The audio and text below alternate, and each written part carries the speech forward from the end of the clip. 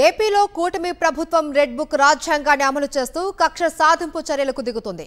వైఎస్ఆర్సీపీ నాయకులు కార్యకర్తలను లక్ష్యంగా చేసుకుని అక్రమ కేసులు పెడుతుంది. ఈ నేపథ్యంలో చిత్తూరు జిల్లా నగరి రూరల్ మండలం దేశరాగరం గ్రామానికి చెందిన రంగనాథంపై అక్రమ కేసు బనాయించింది. దీంతో వైఎస్ఆర్సీపీ నాయకుడు రంగనాథం కొద్ది రోజులు జైల్లో ఉండి విడుదలయ్యారు. రంగనాథంతో పాటు ఆయన కుటుంబాన్ని మాజీ మంత్రి ఆర్కే రోజా పరామర్శించారు. పార్టీ అండగా ఉంటుందని భరోసా కల్పించారు. కూటమి ప్రభుత్వం కుట్రపూరితంగా వైఎస్ఆర్సీపీ నాయకులు కార్యకర్తలపై అక్రమ కేసులు పెడుతుందని ఆగ్రహం వ్యక్తం చేశారు రోజా.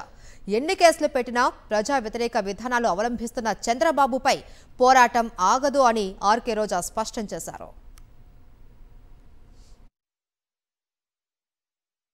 ఏపీలో కూటమి ప్రభుత్వం రెడ్ బుక్ రాజ్యాంగాన్ని అమలు చేస్తూ కక్ష సాధింపు చర్యలకు దిగుతుంది.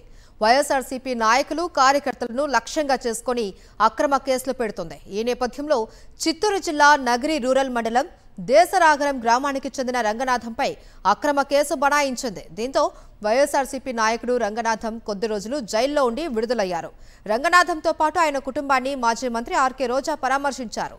పార్టీ అండగా ఉంటుందని భరోసా కల్పించారు. కూటమి ప్రభుత్వం కుట్రపూరితంగా వైఎస్ఆర్సీపీ నాయకులు కార్యకర్తలపై అక్రమ కేసులు పెడుతుందని ఆగ్రహం వ్యక్తం చేశారు రోజా. ఎన్ని కేసులు పెట్టినా ప్రజా వ్యతిరేక విధానాలు అవలంబిస్తున్న చంద్రబాబుపై పోరాటం ఆగదు అని ఆర్కే రోజా స్పష్టం చేశారు.